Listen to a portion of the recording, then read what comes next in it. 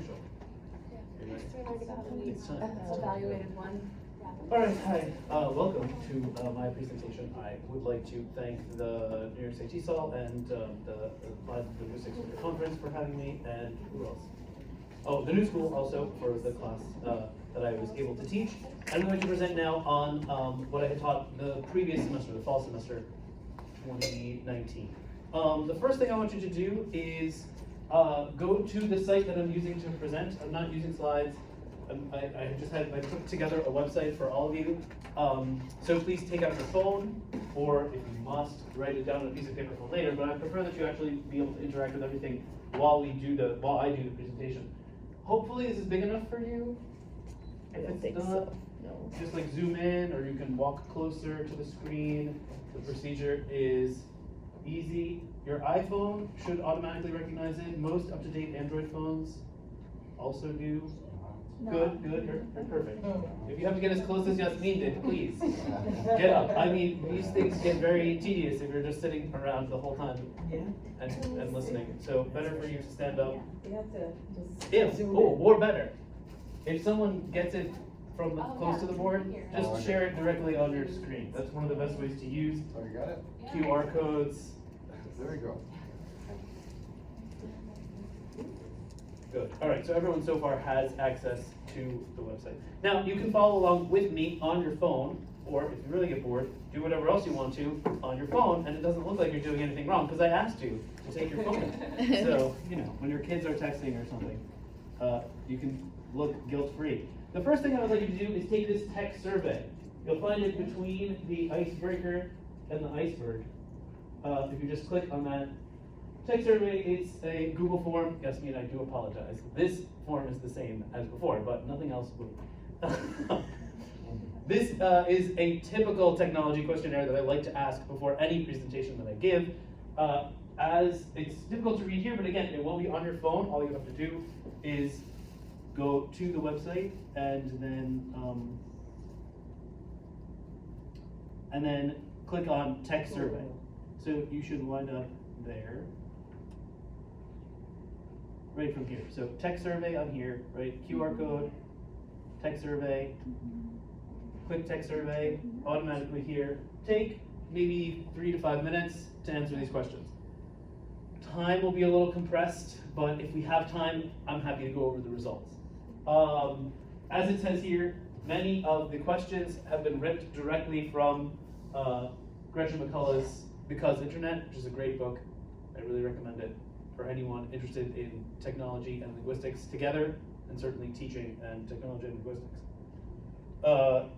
So, take a second to look at these questions. I don't know, there aren't too many, a few. Okay, quite a few. Take your time, answer the questions, and then I will begin the presentation. I'm going to go to the point where I can see your responses.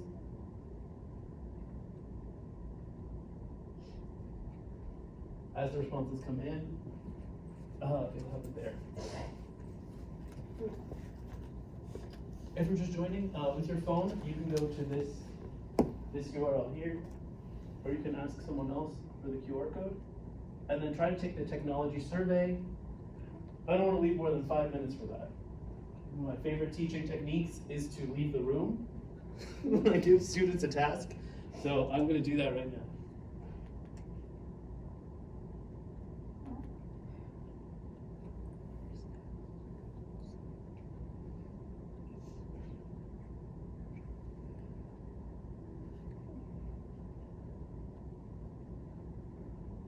All right, that was more just for dramatic effect. Okay, one response.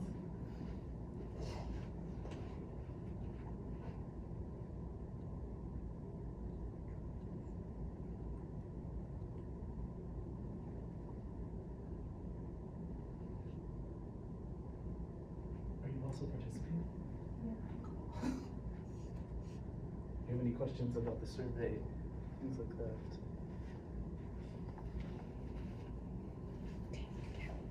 Yeah. Good job. Now feel free to look around the website, because then whatever I'm saying, go nuts. You'll be able to. But that was a long time ago. References have changed. If there are long sentence answers, feel free to just say no. Continue, yeah. No worries or something. I'm just asking for the generation, so for example. Well, here, if you're a first generation internet person, you're the first person in your family who's used the Oh, internet. okay, yeah. Not your grandparents, not your parents. Oh. Yep. But my grandparents definitely did not use the internet before I did. But my mother did, weirdly. But she was like a really early internet type. So she had to do it for work. Oh, Is this has to be the first? Because my grandma loves iPad. Yes, no. That's interesting. All right, let's skip around these questions. Don't keep answering the questions while we go, but yeah, for time's sake, we can skip ahead. So internet, all right, I'm not skipping. If you capitalize internet, it turns out you're probably older, right? The internet is losing its capital for a long time. It used to be that the internet was a proper noun. Now it's just something that people take for granted, like electricity or water. Are you an internet person? Do you think of yourself as one? Here, we got an interesting split. This kind of tells you where you come in, right? Where did you start using the internet? What were the first places where you started socializing online? And it's interesting because it turns out usually some of the oldest users, and the youngest of course, but some of the oldest ones start out at Facebook and Instagram, right? You know this, like people in their 60s who now dominate platforms like Facebook. That has been changing a lot. What generation were you? I like to say I'm second. My mother at least used the internet before I did. Like we had the internet in my house because my mother needed it for work. Same with my uncle. But there are people alive today whose grandparents were comfortable users of the internet before them. So you're saying your grandparents love the internet now, sure, but you use the internet first, right? Yeah. So everybody does it, but that's the kind of way. All right. So then, you know, I just find these to be really interesting internet questions to kind of break the ice on these topics. This is not being displayed in a way that makes it easy to see, so we're gonna get rid of that. Different things that people have or like to use. Absolutely horrible Microsoft PowerPoint is high on the list, right? I'm not a PowerPoint fan. I don't know if I've ever actually used PowerPoint all the way through. But I'll brag about that. And then, you know, typical, oh, this is good. Facebook and Instagram are kind of low on this survey. I like to keep these though, ooh, here we are. People like these also. Nobody has no favorite internet site, teachthis.com, Newsela, and Rachel's English. These are two that I actually use a lot too, especially Rachel's English for pronunciation. I think it's really useful, just because it's so clear. Right. I thought that was my answer. I thought it wasn't really, I was like, it's not really a site. I watch it on YouTube, but I mean. It's great Is it though. a site too? I mean, or is it Students just like a YouTube channel? Students are always excited when I put a Rachel's Okay, English yeah, video yeah, on okay, because cool. she really like breaks down pronunciation in ways that you're not going to have time for. Yeah.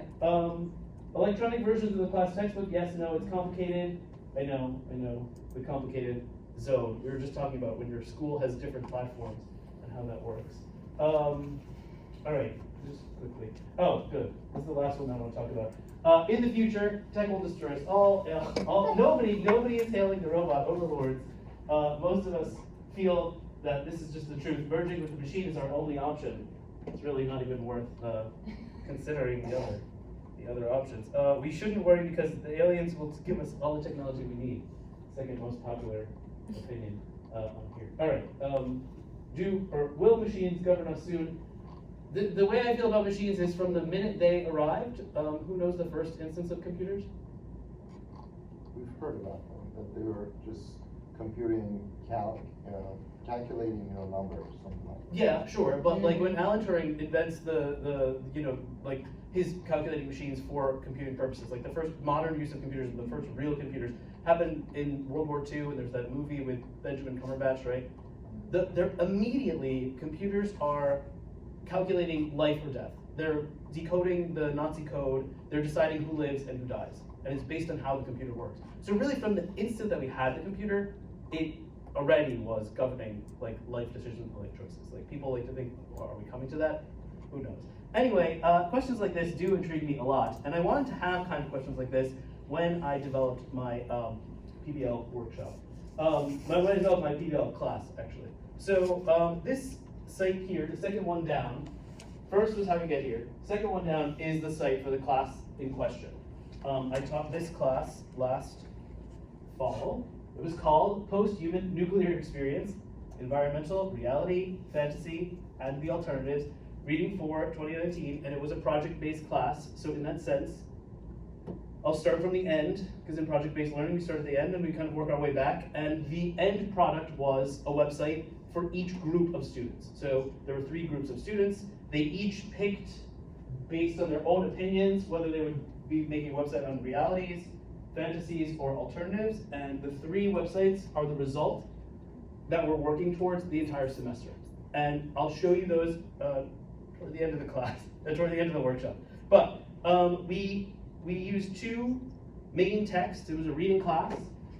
So we used the manga Springtime in Chernobyl and the manga Nausicaä and the Valley of the Wind. Nausicaä is very popular. Springtime in Chernobyl, not necessarily, but it corresponded really well with the Chernobyl series on HBO, which we read which we watched all 7 hours of. Kind of one of the best parts about the Chernobyl thing was that there were a ton of resources. Actually, we'll get to that in just a second. So what I want to show you in the workshop is going down from here. Oh, sorry, I do have to say this. Please follow me on Twitter. It's just there. Just click. It's no big deal. You're halfway there. Oh, you want the QR code again? The URL is there. But please, yeah, follow me on Twitter. All that stuff's here. All right. Are you ready? You can just ask someone next to you. They all have the code. Okay. So I want to go through the setup, the process of the class, then the results, finally questions, and then some extra links. So the setup of the class. I'm gonna sit down because I'm gonna get this anyway. So it was a reading class, and the end product was what the students had been researching all semester. But you have to combine a lot of things when you're doing a reading class. So we combined project-based learning, and here were the handouts that we actually gave to them. This one I'll focus on the most. And this is at the bottom of the first page of the site. I explained to the students right from the beginning that we were going to be having a culminating project for the class, and that PBL was about more than just projects, right? That we had to have this kind of cycle, as this handout from PBL, at the bottom, BIE.org, but it's PBL.org.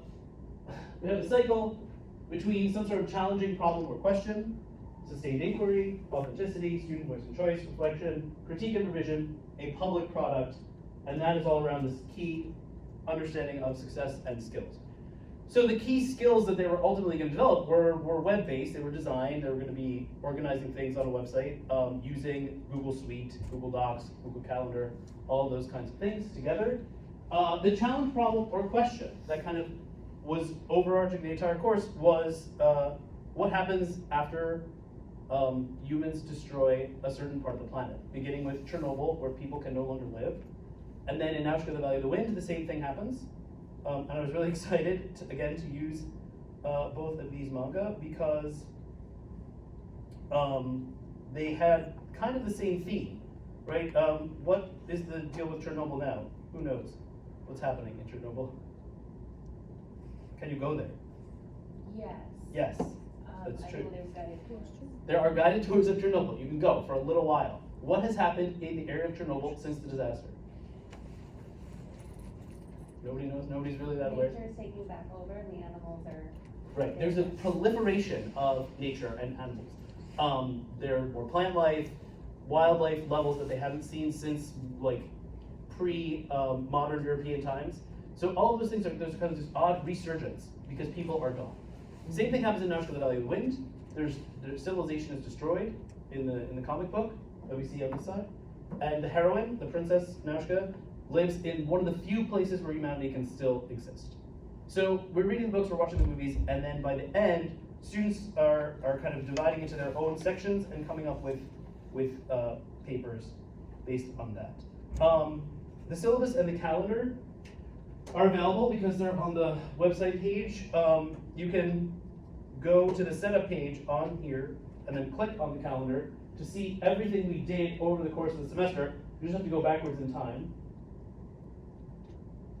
There we go. And this is why I like to use Google Calendars in class in general, right? Every single class lesson, as it was planned out, is here. Our trips to libraries and things like that were all listed. You can all see where they go. The syllabus is also available for the same purpose. And you can see from both of those things, as I was designing the course, I kind of plugged all my events into a spreadsheet. I was like, we have to have vocabulary time, we have to have reading time, we have to watch these movies, they have to have time in the computer lab. Luckily, the classroom turned out to be a computer lab. So as I plugged it in, I was like, do I want it just to be like vocabulary, reading, movies? And I settled on something a little bit more like this. But it's one nice thing about using spreadsheets for this is you can kind of visualize how your time is being spent. And so it turns out to be like project time, reading time, even less time on assessment and vocabulary, and things like that turned out. And this diagram, which I just drew out by hand, was at the beginning of the class, I put in a ton of work, right? I have to build this big website, I have to have all these, like, how am I gonna present the videos, how am I gonna present the manga, all that is my work. Then we have about 5 hours of watching the miniseries in class. But as the semester goes on, my effort goes to almost nothing, because the students have to begin to do their research, continue their vocabulary study, read the 2 manga, and then by now, this part of the class, the students are just working with one another to build the actual websites. So again, beginning of the semester, the teacher's putting in a lot of work, kind of getting everyone together on a board. By the end of the semester, again, especially because of the project-based focus, here they are rehearsing and working on things like that. I'll try to show you some of that process. But that was the basic setup of the class. How did it go from week to week? Number one, if you'd like to see how the website evolved, I was obsessive about cataloging how the website evolved. Follow the links on the site to site evolution, and you can see it's the last class that I kind of cataloged, but we had a class trip. So we took pictures of the class trip. We had vocabulary words from the movie, boron, control rods, supremacy, state secrets. There were a lot of like Soviet words and nuclear words that had to be kind of balanced. And these things were in the last class that I cataloged here. As we go back, you can see how I changed the site favicon. You can see how I organized basic vocabulary study, where I would just kind of like get lists of words and either put them on the website for students to look up themselves, like these, or if they clicked on these links, they could go to Wiktionary definitions of those words. I used a hidden page for assessment. It was really useful. Like when you're editing a Google site, this is for my site, and then the students have their own sites. So we've got 4 sites in question. My site, 3 student sites.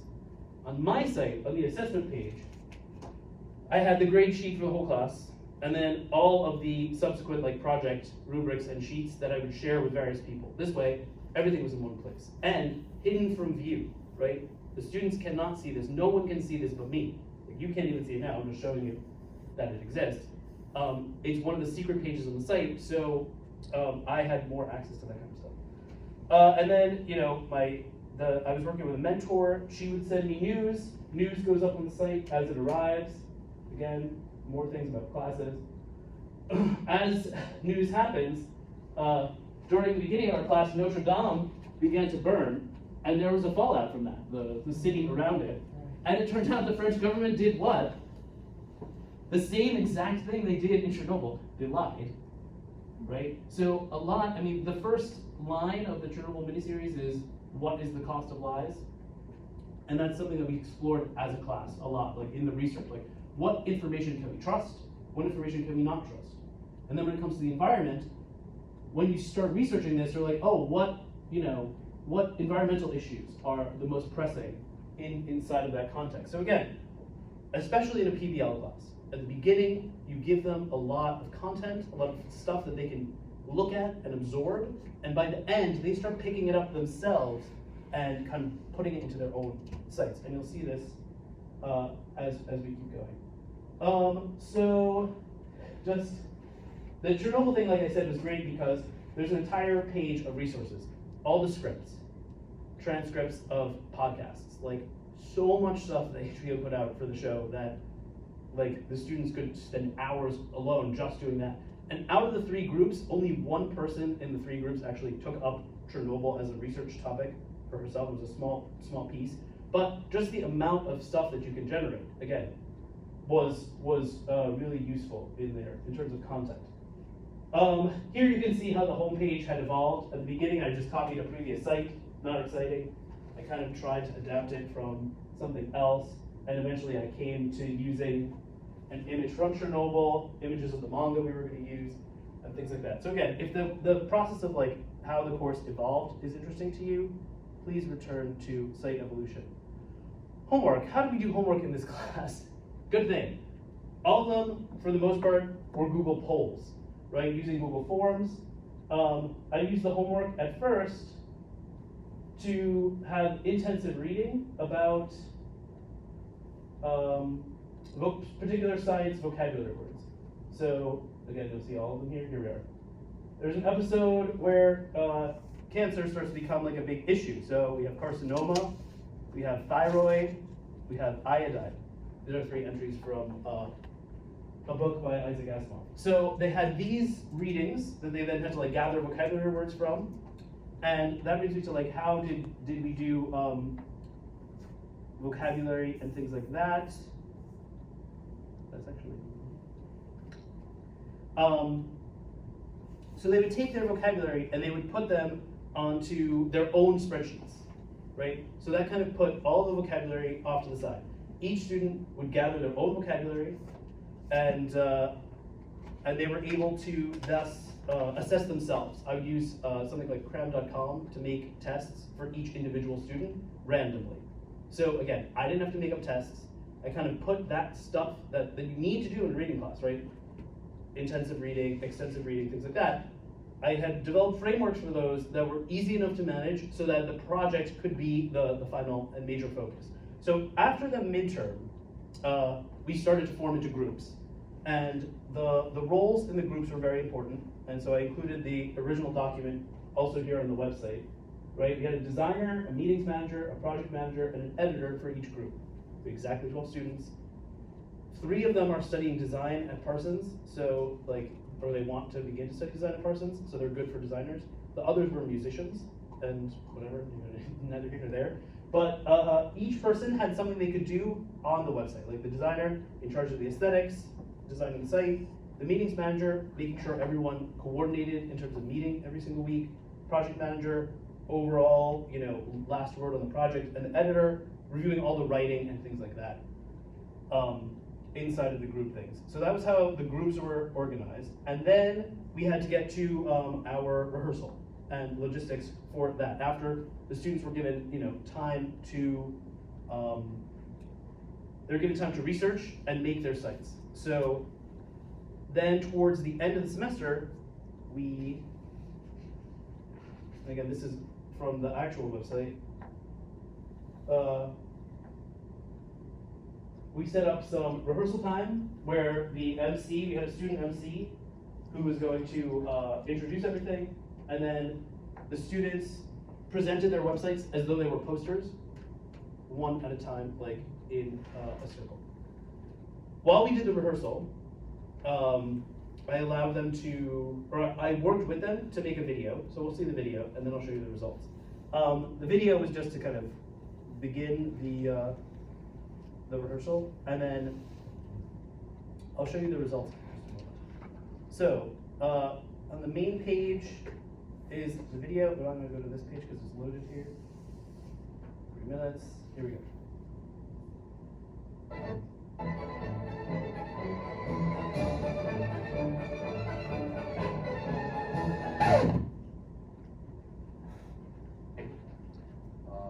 We learned PBL. PBL meaning is project-based learning, and then there are research, and then speak, and how to overcome our afraid of speaking about our presentation. And from this learning,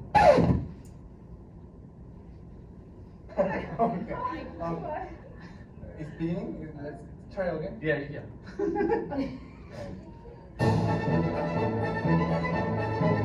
So So those are the classrooms that we've gone on to gather books and things like that. Oh, he's gonna talk. A lot of manga and reading materials, news, fiction, something like that. And then we learned a lot of almost 100 vocabulary we memorized.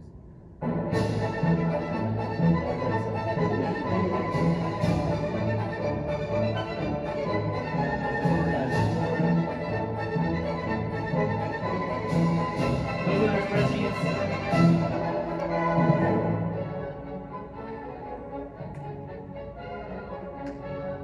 We watched some videos about group work so that they would be accustomed to the process. Of course, we talked about this.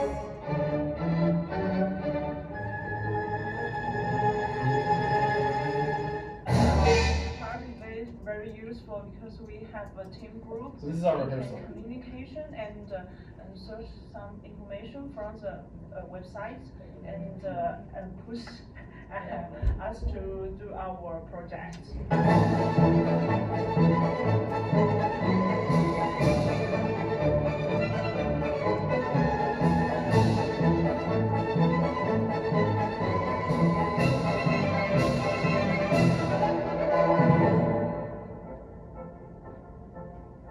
I think this does half my presentation.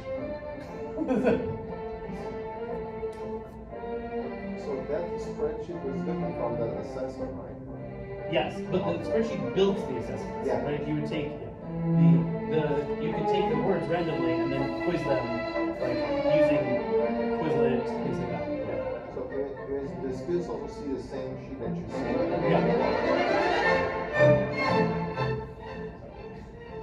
And then again, like as we move towards the end, I didn't really talk about this too much, but I posted an entire academic chapter on Naushka, the Valley of the Wind, and that was there for reading strategies. It was skimming, scanning, academic reading strategies, quoting, and the questions are like, please list AWL words that you see in the reading, and that was all doable on that. The results were spectacular, and I will, you can see all of them through the website, but this is the realities page very quickly.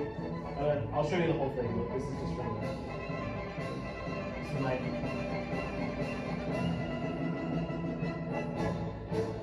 So, and then that was how we began our PBL workshop, and from there, the students were able to talk to individuals. You were there. That was Eventually, it. right? Yeah, that was She's there. okay. The students were able to show their sites. They're not here, they can't show them to you, and I can't spend too much time on it, but I will say the results are spectacular. This is the alternative energy site. One of my favorite parts here is under coffee, and this student had decided to talk about biobean and reusing coffee materials to fuel buses. And again, I did not ask for any of this, right? With PBL, this is the beauty of PBL, right? You give them amazingly interesting things to do at the beginning, and they pick up on it, and they run with it somewhere I said, all right, choose. Alternatives, that's your group, you want to be in the group, that's what they wanted to do. And then they all had their own. I mean, again, they used cow manure. Again, I did tease the students and say, great, you picked the bullshit topic, which we had great fun joking about. And then just the invasive species, or the environmental realities, again, one of my favorite parts of the site, and they were all great, was the invasive species section, where he has a little bit of information around invasive species, a video, more information. You can see how they're emulating what I did on my website, but again, I had to tell them to do almost nothing. Like the designer they had never used Google Sites before, but they picked up on it almost immediately, and then they taught each other, and because you had a design person for each group, they really knew, they were responsible for that. I mean, I can do these things, but I didn't need to explain anything to them for those reasons. Then he has all of these linked to their actual sources. It's not all the same source. I'm actually quite impressed, like Minnesota State, Texas, places where the species is invasive. All of these links are there with the sourcing, which was important, especially because this is a reading class, not a writing class. They didn't have to do like a full-on report. And then, I know I'm not supposed to have favorites, but my absolute favorite is Dystopia, just because the genius of this really captured like what Naushka, the Valley of the Wind was, what happens in Chernobyl, when we have these kind of utopian ideals like Chernobyl, which was supposed to be, a utopian workers' paradise. Like everyone had free healthcare and free food and free lodging. You just went to your job and you went to a gorgeous pool, and I know. And so the best part about this is, I don't know. Situation transition drove me crazy because this woman had decided that the gold rush and nuclear disasters and kind of fit together in like the way that the environment, the gold rush kind of pollutes and destroys certain areas, nuclear disasters. So this concept of prosperity and pollution and all this kind of comes together. And my major point is, with PBL, you're already lucky, but with digital PBL, you can really assemble a lot of resources together, Google Sheets, Google Offices, YouTube, all those things together to get really amazing products from your students. And I was really pleased with everything that they had done. I would love to take questions, but I've wasted all my time. No, questions are right here. Please, I have questions for you for the end of the thing, a post-presentation poll as well. So please leave your contact information if you would like to. Did the presentation make you more likely to use PBL websites? Are you interested in the website for each class? Would you like to know more about anything? Please feel free to ask those questions there. But if you have a quick question now, even though it'll bleed into the break time, I'm happy to answer anything.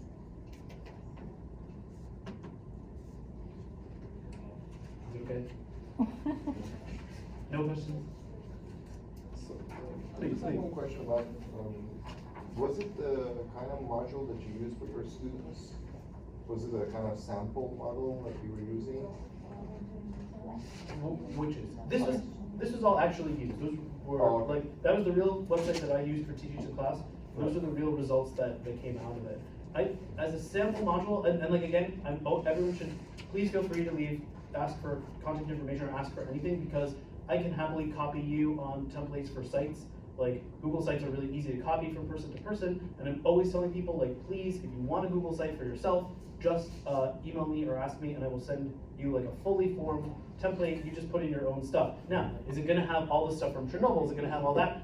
No, I'm not, that you can find on your own, but it's not so hard to find resources like this. Like, think about your favorite podcast or something, right? Most podcasts have all that stuff, like transcripts, that kind of stuff. You could design a whole class around that, and then tell your students, like, pick an episode, make a website about it, or make a video about it, or make something about it, right? And it's great because I just feel like it's not very heavy-handed. I don't really have to do a lot to them. I have to do a lot of work, but I don't have to get the students, I don't have to like lecture them or be like, you have to do this or that. They get really caught up in the content, and then they're excited to kind of deal with the output. Anyway, thank you. Sorry to take a bunch of time. Thank you for coming to this presentation. Next session starts at 4:05. Who's that? Good job.